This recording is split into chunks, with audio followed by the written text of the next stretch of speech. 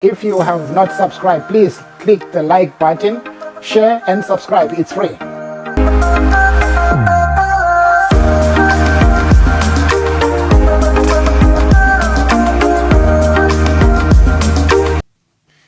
Good morning, good afternoon and good evening wherever you are around the world. This is Zebra Family Channel. Have you subscribed to the channel? If not, what are you waiting for?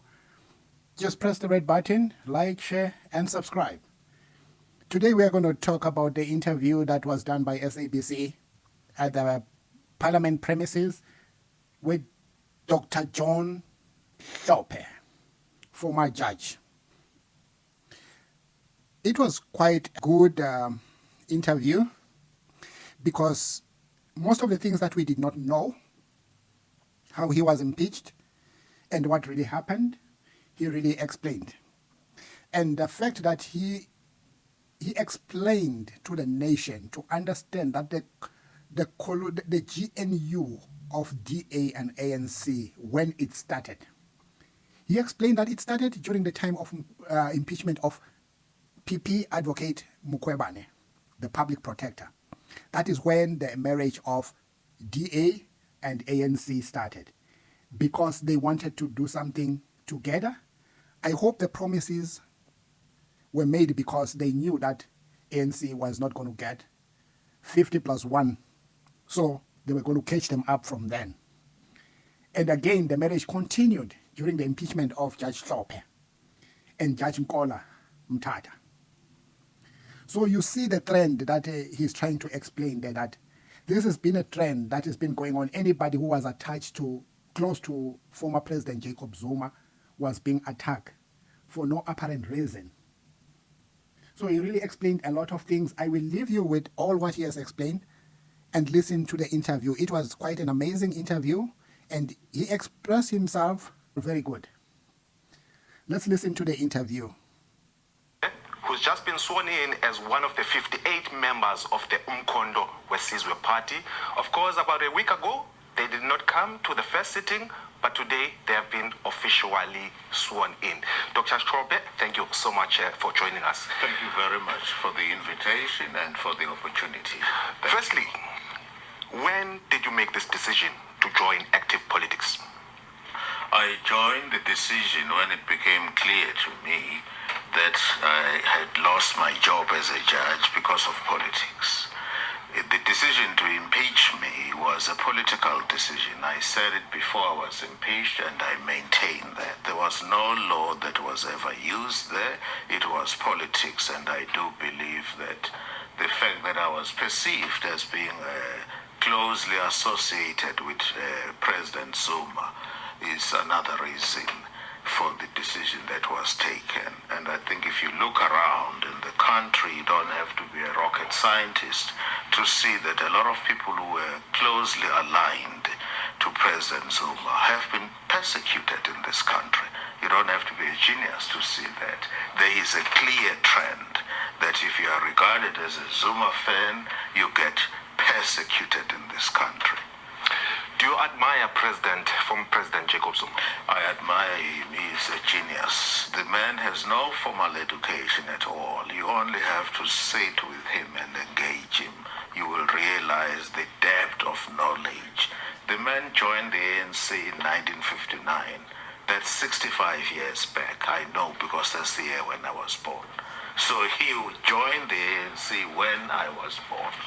In your troubled times, the EFF has been one of the parties that has been flirting with you politically, but now you have decided to join Umkhonto Wesizwe. What brings you to this Umkhonto Wesizwe party? What makes you believe that this is a party that can take the country forward? All right, I'm going to explain that as follows. We are not far apart from each other. When I say we, the MK party and the EFF, we're not far apart.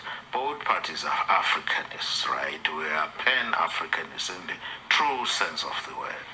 Now, if you ask me, why did the EFF, I was very, very close to the EFF. To be frank, I was almost tempted to join the EFF.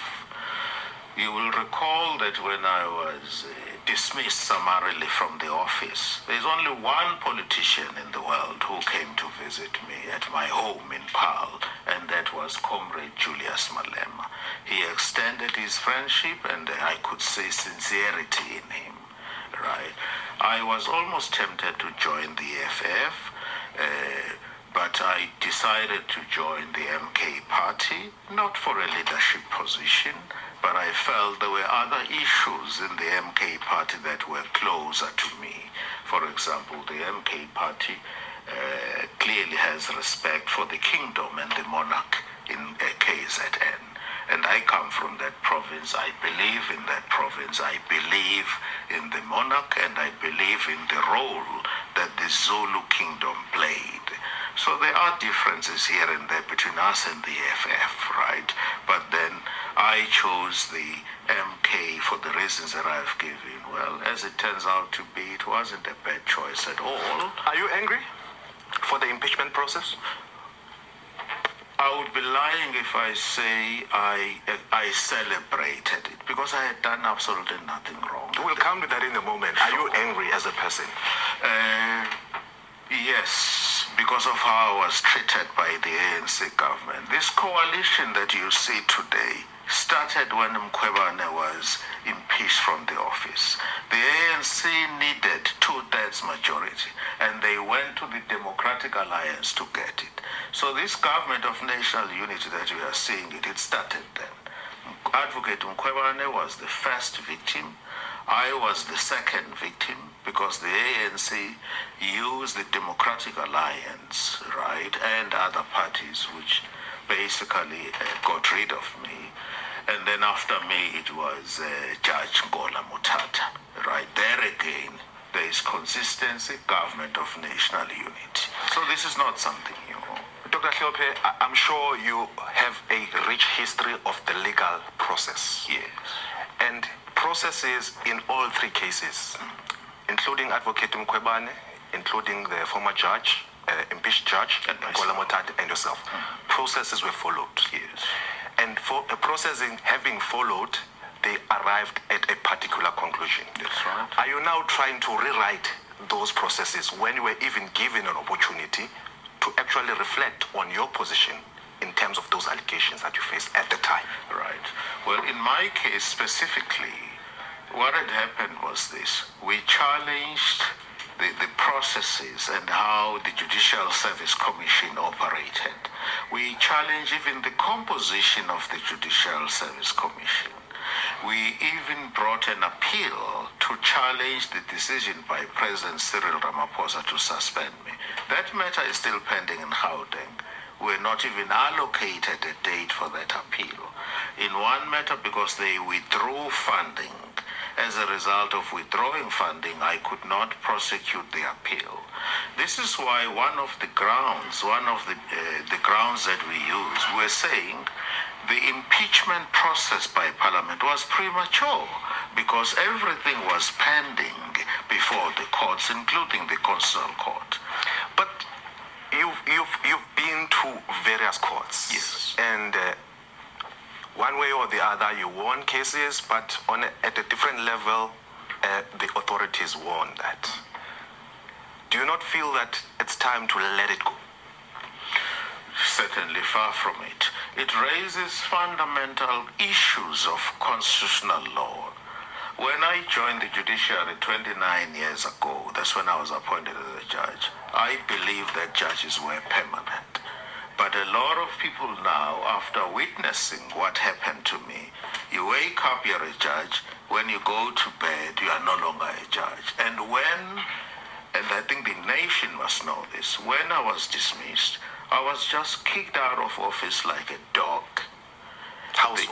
Well, I will explain to you. For instance, the acting deputy judge president moved into my office. I still had my furniture in the office and my books and everything else. She walked into my office without even referring to me, right?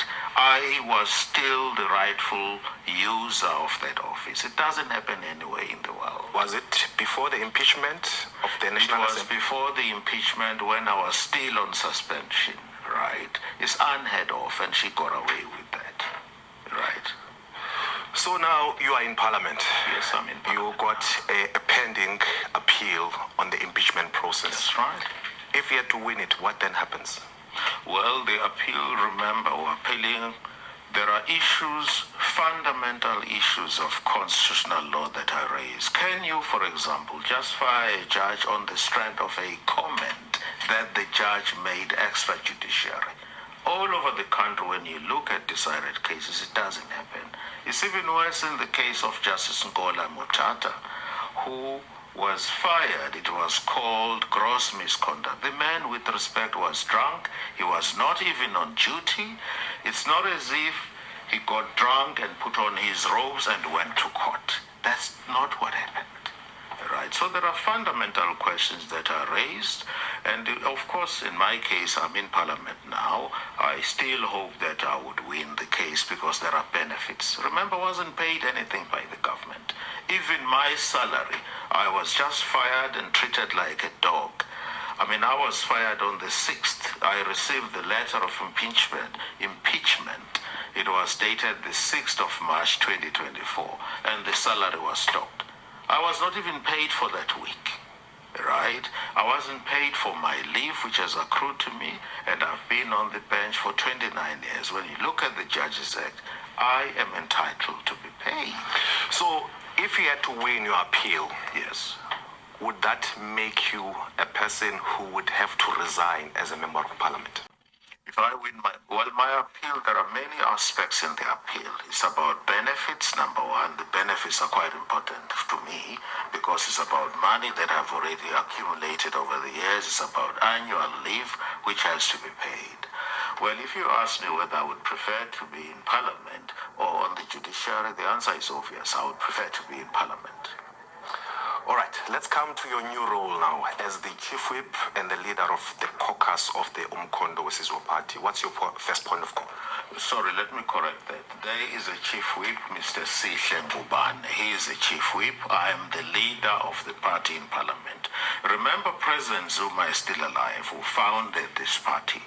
He is the president of the party, but unfortunately he can't be in Parliament. You are aware of that because of the that's what the courts have decided. He's still challenging that, right? So I am the leader of the party in Parliament, and Mr. Sihle Ngubane, standing over there, is the Chief Whip. What's your first point of call as the leader? Well, as the leader of party, okay. Number one, what I consider to be important, it is to work very closely with my colleagues, especially the Chief Whip, Secretary General, and the spokesperson for the party. That's number one. Once you have solid leadership, and we take decisions collectively, and we don't undermine each other, and we work together. So my first challenge is to build a team, trust, so that we understand each other very well, so that there is no misunderstanding between us. But most importantly, President Zuma is still the president of the party. I don't want people to get between us and say Zuma said this in a rally and Hlophe said that. For that reason, I said to President Zuma a couple of days ago when I visited him at his home in Nkandla, and I'm not hiding that. I go to Nkandla whenever I want to. I said to him, it is very important for us, this is myself now and President Zuma, to be seen together in public rallies so that there is no divided leadership, MK in Parliament and MK outside Parliament. So you are going to see me wearing traditional outfit with a spear, nomkhele, and everything else that Zuma wears, because I'm an African as well. The question will arise, Dr. Hlophe, that as the leader of caucus, there are structures that need to be set up by Parliament. Yes. Would you accept a nomination to serve on the Judicial Service Commission? I would take the matter back to the party. If I'm nominated, right, I don't know how Parliament works. If I'm nominated... If the party says that go and serve there, would you accept? If my accept? party says that, yes, I would. If my party has confidence in me and my party deploys me, I would see no reason for refusing that. I would. The answer is yes. Would you not see any conflict? There is no conflict at all. I'm not a judge. I don't even want to be called a judge, but people still call me a judge. I don't call myself a judge. I call myself Dr. Hlophe because I have a doctorate in law. Nobody will take that away from me. Even Cyril Ramaphosa will never take that away from me. He took away the title of a judge, but then I'm Dr. Hlophe. He will never take it away from me. All right. Umkhonto weSizwe Party, are you going to participate or not in this government of national unity? The government of national unity to us, first of all, there are parties that are participating in the government of national unity, which have made it clear that they don't want to work with the MK party. That is regrettable, but the feeling is mutual. We also don't want to work with those parties which do not represent. We only want to work with progressive forces in this country. I have in mind the EFF, I have in mind the ATM and other progressive parties. Parties with a history of standing for poor people. And the ANC, with respect, is no longer a party for poor people. But MK, yes, does it want to join the GNU or not? No, to the best of my knowledge, we don't want to join the GNU because also we are not wanted. So why should we want to go to where we are not wanted? In our view, the government of national unity, we all know what had happened. The ANC lost the election. Quite rightly, we believe it lost the election by a huge margin than it actually presented itself at the end of the day. And this government of national unity, in our view, is not going to work. It's going to implode, like all coalition governments. We've seen that everywhere in the world. It is a government of national convenience, in our respectful view. It's not unity, it's just mutual convenience. You do this, I will do that. You cover my back, I will cover your back. You do this, there's trade-off and so on. You do this, I will do that. It's going to implode. Lastly, what can we expect from Umkhonto weSizwe Party caucus? Should we expect the dynamics similar to that of the EFF or not? Our position is clear. I said it earlier on and I said it in the morning. I believe that we must work in a very constructive way in Parliament. Of course, we are new in Parliament. Some of the colleagues, I will learn a lot from them, but we would like to engage in a very constructive, courteous and respectful manner. We consider ourselves to be the official opposition, and I think the official opposition is given 5 minutes or so. That's the time we want to utilize optimally. And for that reason, rest assured, I'm speaking for myself and I'm sure I'm speaking on behalf of each and everyone here. We're not going to engage in petty politics. We know the issues that are critical. It's the issue of land first. It's the issue of transforming important sectors of the economy, such as mining, agriculture, and so on. So the issues that we want to bring to the fore, that must be debated thoroughly, and that we must find a solution. So there is clearly no time for petty politics in our view. So you'd support the urgent motion that was tabled by the EFF at the first sitting around the issue of the president and the Parliamentary? We have not said as the party, I don't want to speak out of 10, I'm going to be guided by the party. If the party resolves that let us support it, we will not hesitate. Should the party say, no, let us not do it. But I can say, yeah, President Ramaphosa is getting away with murder. All right, thank you so much, Dr. John Hlophe. Family, let us comment respectfully, and let's not forget to like and share. Ngiyazi kuthini ngiyanithanda nonke. I love you all. Ngothando luka love. Ngithi kuni bantu bakithi.